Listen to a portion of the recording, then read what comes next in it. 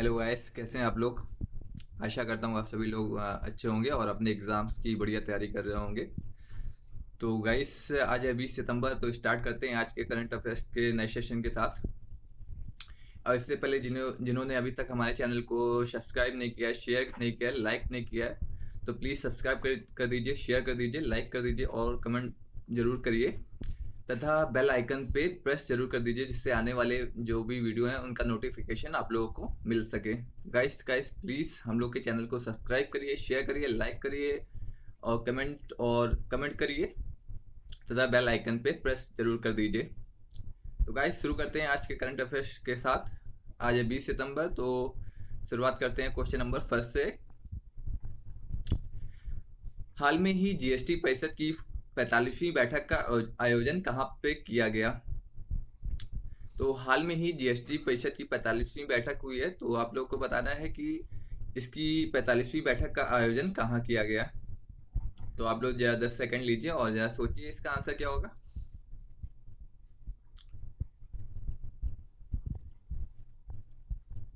तो हाल में ही जीएसटी परिषद की 45वीं बैठक का आयोजन लखनऊ में किया गया, जो कि उत्तर प्रदेश की राजधानी है।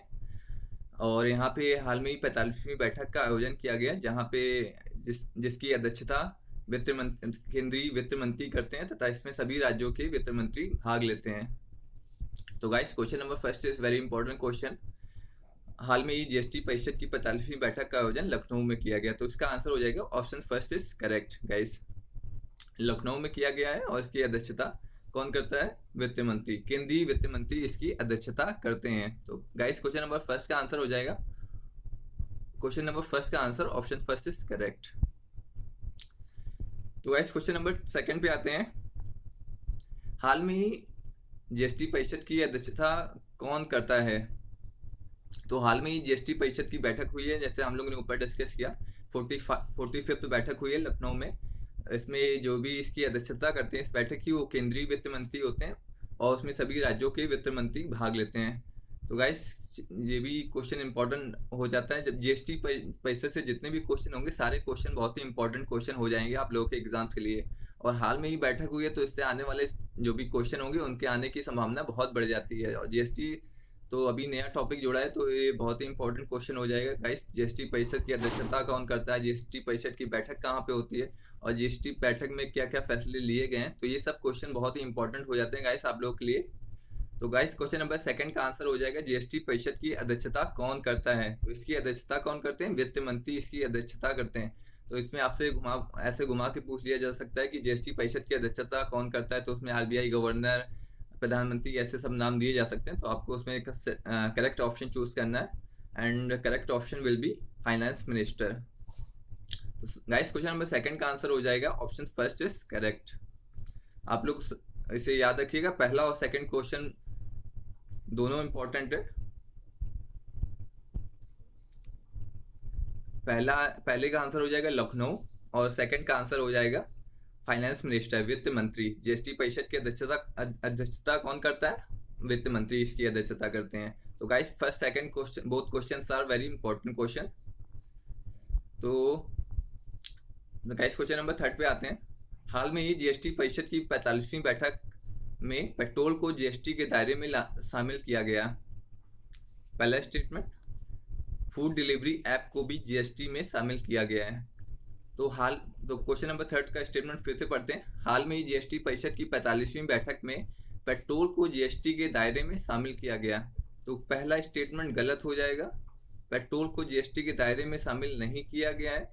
पेट्रोल और डीजल को जीएसटी में शामिल करने की बात चल रही थी, बट राज्यों की सहमति नहीं बनी, न केंद्र की सहमति बनी राज्यों के साथ।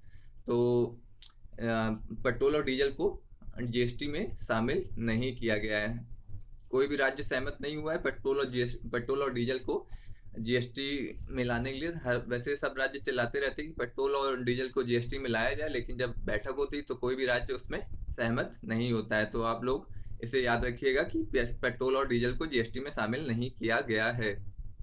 तो पहला स्टेटमेंट गलत हो जाएगा गाइस। सेकंड स्टेटमेंट पे आते हैं, फूड डिलीवरी ऐप को भी जीएसटी में शामिल किया गया है। Guys, second statement will be correct.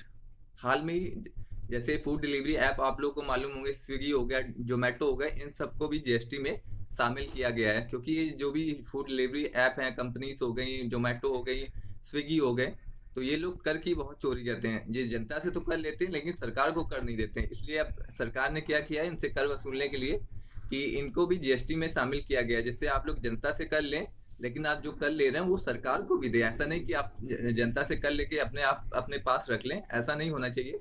आपको भी सरकार को कर देना चाहिए। तो सरकार ने इसका वो क्या आइडिया निकाला है कि इनको भी जीएसटी में शामिल किया जाए, जिससे ये जनता से कर ले और वो जो जनता से कर ले रहे हैं वो सरकार को भी दे।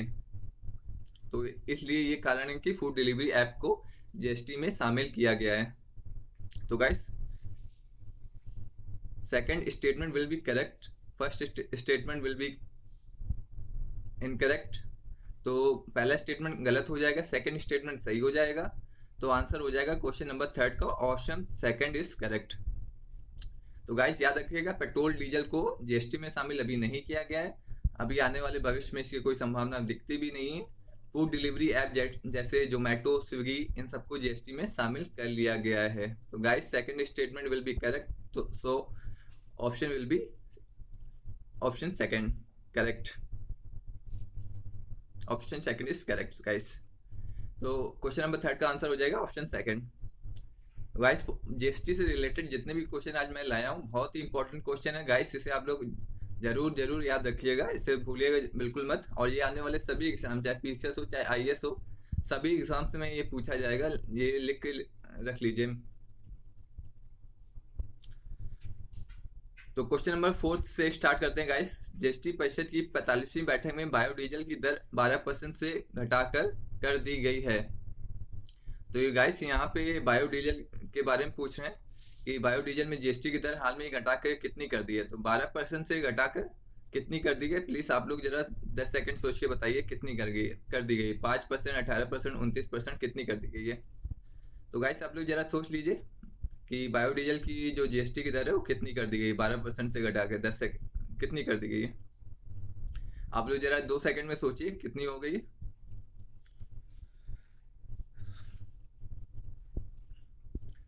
तो गाइस क्वेश्चन नंबर 4 का आंसर हो जाएगा ऑप्शन फर्स्ट इज करेक्ट।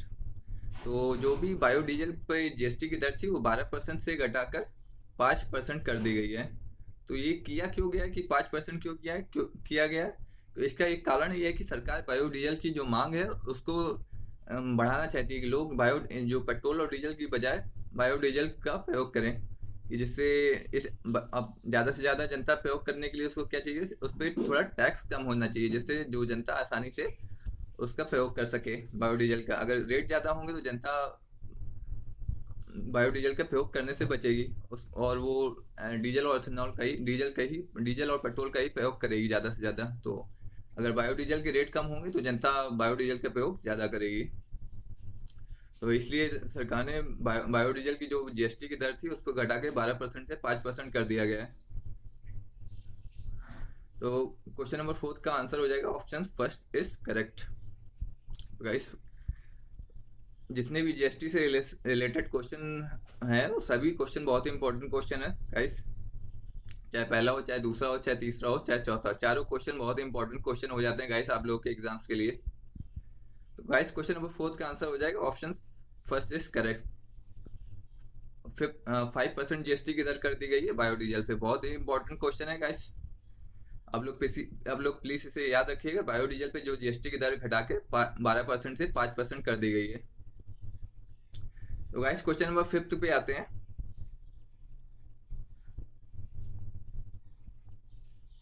हाल में ही सोमालिया के राष्ट्रपति ने प्रधानमंत्री की शक्तियों को कम कर दिया है। Statement first, statement second, Somalia horn of Africa में है। तो गाइस क्वेश्चन नंबर 5 का पहला स्टेटमेंट सही हो जाएगा। हाल में ही सोमालिया के जो राष्ट्रपति है उन्होंने प्रधानमंत्री की शक्तियों को कम किया है। कौन सी शक्तियों को कम किया है? प्रधानमंत्री जो जितने भी प्रशासनिक अधिकारियों की नियुक्ति करता है और जो स्थानांतरण करते हैं उनकी जो इस तरह की शक्तियां थी, नियुक्ति और स्थानांतरण से संबंधित जो प्रधानमंत्री की शक्तियों को राष्ट्रपति ने निलंबित कर दिया है। तो ये बहुत ही इंपॉर्टेंट क्वेश्चन हो जाता है कि हाल में ही किस देश के राष्ट्रपति ने प्रधानमंत्री की शक्तियों को कम कर दिया। तो सोमालिया के राष्ट्रपति ने प्रधानमंत्री की शक्तियों को हाल में ही कम कर दिया है। प्रशासनिक शक्तियों को, जो प्रशासनिक अधिकारियों की जो नियुक्ति होती है उन शक्तियों को सोमालिया के राष्ट्रपति ने कम कर दिया है। तो इसे याद रखिएगा, कौन सी शक्ति होगी? प्रशासनिक शक्ति होगी। अधिकारियों की जो नियुक्ति से संबंधित जितनी भी शक्तियां प्रधानमंत्री को प्राप्त होती हैं उन सभी शक्तियों को सोमालिया के राष्ट्रपति ने कम कर दिया है। सोमालिया हॉर्न ऑफ अफ्रीका में शामिल है। ये भी स्टेटमेंट सही हो जाएगा गाइस, पहला भी सही हो जाएगा, सेकंड भी सही हो जाएगा। Both statement will be correct. तो गाइस इसका आंसर हो जाएगा, क्वेश्चन नंबर 5 का आंसर हो जाएगा ऑप्शन 3 इज करेक्ट। अब सोमालिया हॉर्न ऑफ अफ्रीका में शामिल है। तो सोमालिया एक अफ्रीका का देश है और हॉर्न ऑफ अफ्रीका में 3 देश आते हैं। हॉर्न ऑफ अफ्रीका में 3 देश आते हैं, सोमालिया, इथोपिया, जिबूती। आप लोग इसे याद रखिएगा, सोमालिया, इथोपिया, जिबूती, और एक और देश आता है इरिट्रिया, छोटा सा देश है इरिट्रिया। तो 4 देश होगा हॉर्न ऑफ अफ्रीका में, सोमालिया, इथोपिया, जिबूती, इरिट्रिया। इसे आप लोग ऐसे याद रख सकते हैं, सीज।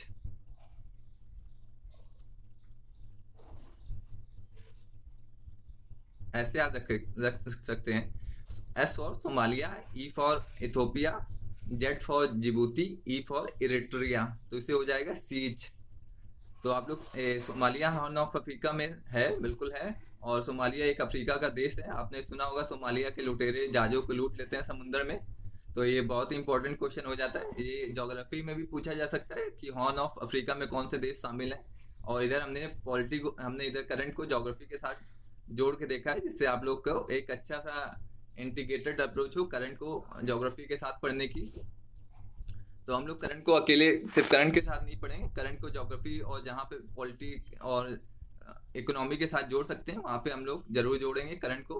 तो सोमालिया हॉर्न ऑफ अफ्रीका में शामिल हो जाएगा। हॉर्न ऑफ अफ्रीका में कितने देश शामिल हैं? 4 देश शामिल हैं, सोमालिया, इथोपिया, जिबूती, इरिट्रिया। तो ये 4 देश आप लोग प्लीज याद रखिएगा, ऐसे याद करिएगा, सीज, SEZE, सीज। तो इससे आप लोग को याद हो जाएगा, S for Somalia, E for Ethiopia, Z for Djibouti, E for Eritrea. तो गाइस क्वेश्चन नंबर 5 का आंसर हो जाएगा ऑप्शन 2 इज करेक्ट। तो गाइस आगे बढ़ते हैं क्वेश्चन नंबर 6 की तरफ। हाल में साहित्य अकादमी 2020 का पुरस्कार हिंदी भाषा में कवित्री अनामिका को दिया गया है। तो गाइस हाल में साहित्य अकादमी का जो पुरस्कार है हिंदी भाषा में वो कवित्री अनामिका को दिया गया है। तो गाइस पहला स्टेटमेंट करेक्ट हो जाएगा और सेकंड स्टेटमेंट भी देखते हैं। साहित्य अकादमी पुरस्कार 22 भाषाओं में दिया जाता है। तो गाइस बिल्कुल सही स्टेटमेंट हो जाएगा, साहित्य अकादमी पुरस्कार भी 22 भाषाओं में दिया जाता है। 22 भाषाएं कौन सी हैं? जो 8वीं सूची में शामिल हैं। 22 भाषाएं जो 8वीं सूची में शामिल हैं, जो 8वीं सूची में शामिल हैं। 8वीं सूची में कितनी भाषाएं शामिल हैं? 22 भाषाएं शामिल हैं। उन्हीं भाषाओं में हर भाषा में साहित्य अकादमी पुरस्कार दिया जाता है। तो हिंदी भाषा की श्रेणी में देखा जाए तो कवित्री अनामिका को दिया गया। ये नाम याद रखिएगा आप लोग, अनामिका, और ये कवित्री हैं। तो इससे भी आप लोग याद रखिएगा, अनामिका हो गई, कवित्री हो गई, और ये 22 भाषाओं में दिया गया है। तो इसे आप ये 3 फैक्ट आप लोग याद रखिएगा। और एक चीज आप लोग और याद रखिएगा कि 22 भाषाओं का उल्लेख कहाँ है? संविधान की 8वीं सूची में है। संविधान की 8वीं सूची में इसका उल्लेख है 22 भाषाओं का। तो प्लीज आप लोग इसे नोट कर लीजिएगा कि इस बार हिंदी भाषा में साहित्य अकादमी पुरस्कार किसे दिया गया है? अनामिका को। और कितनी भाषाओं में दिया जाता है ये पुरस्कार? 22 भाषाओं में। और 22 भाषाओं का उल्लेख कहाँ पे? 8वीं सूची में। संविधान की 8वीं सूची में 22 भाषाओं का उल्लेख है। तो प्लीज आप लोग इसे पॉलिटी का भी क्वेश्चन, इसको करंट को पॉलिटी के साथ भी जोड़ सकते हैं कि 8वीं सूची में ऐसा पूछा जा सकता है पॉलिटी में 8वीं संविधान की 8वीं सूची में कितनी भाषाएं हैं? तो 22 भाषाएं हैं संविधान की 8वीं सूची में गाइस। तो गाइस क्वेश्चन नंबर 6 का आंसर हो जाएगा both the statements are correct. So option will be C option will be correct. तो गाइस क्वेश्चन नंबर 7 पे आते हैं। आप लोग इसे जरा 10 सेकंड सोचिए, इसका आंसर क्या होगा। ब्रिक्स यंग साइंटिस्ट फोरम का आयोजन किस देश में किया गया।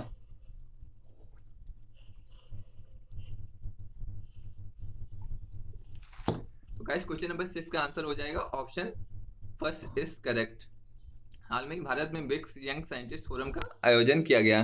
तो गाइस बहुत ही फैक्चुअल क्वेश्चन है और इससे आप लोग को एक्सप्लेनेशन की कोई ज़रूरत है नहीं, तो इसे आप लोग ऐसे अपने नोट्स में लिख लीजिएगा। और इतना ज़्यादा इंपॉर्टेंट क्वेश्चन है नहीं, तो आप लोग से प्लीज़ अपने जितने भी नोट्स हैं सब में लिख लीजिएगा।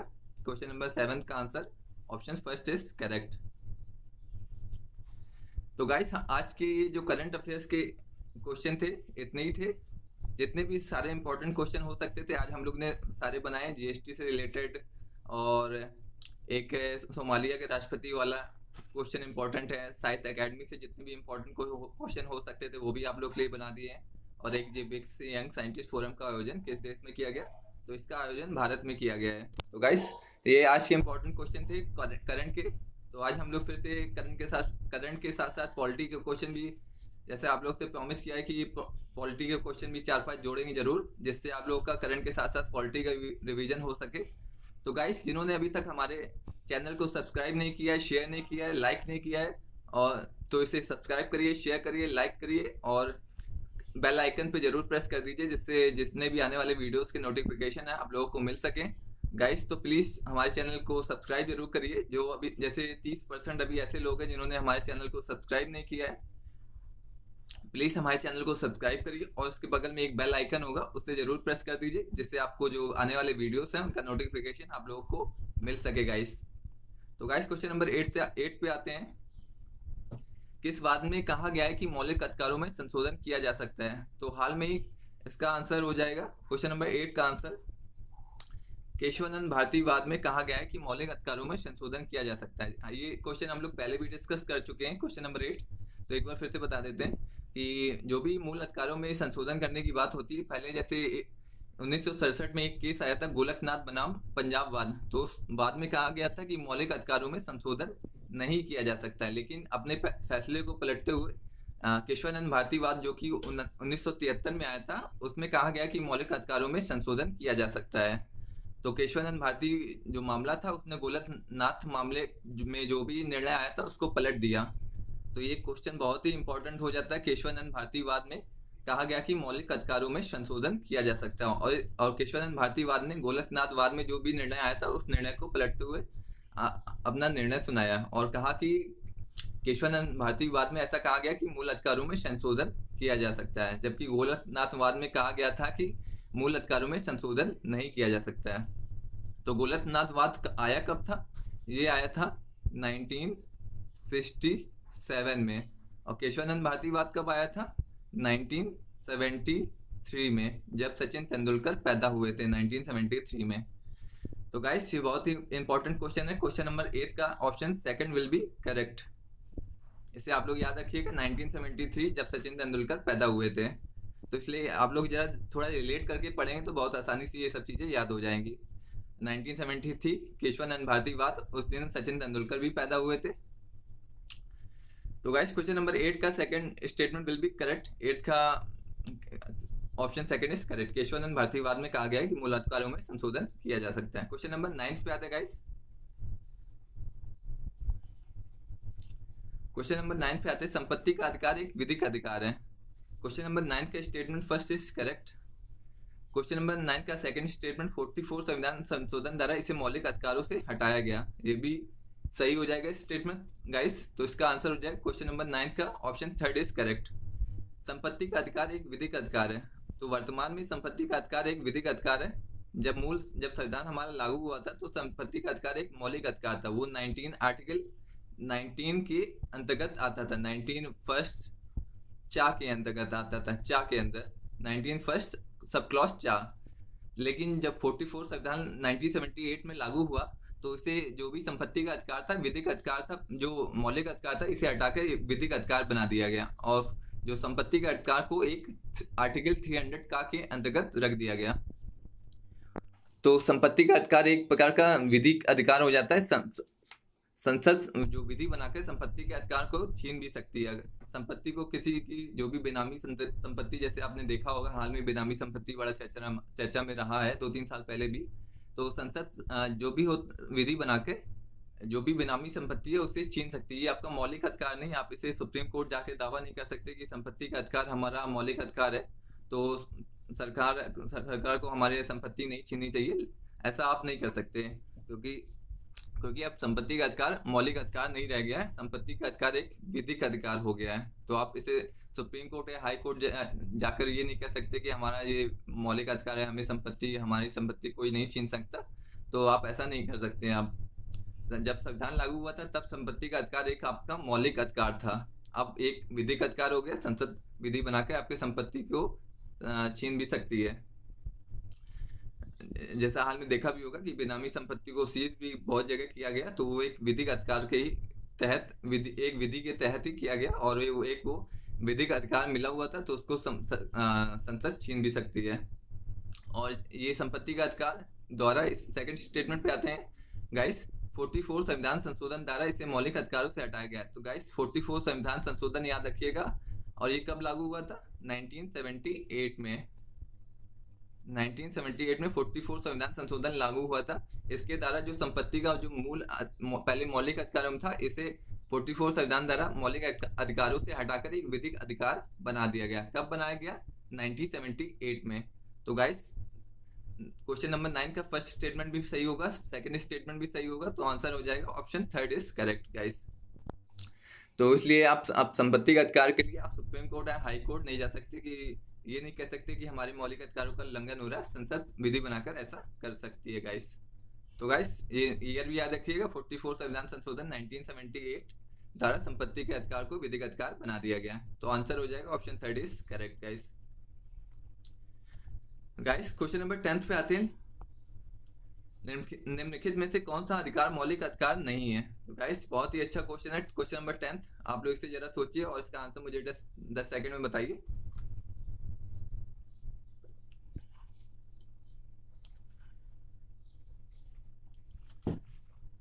तो गाइस क्वेश्चन नंबर 10 का आंसर हो जाएगा पहला स्टेटमेंट सही है,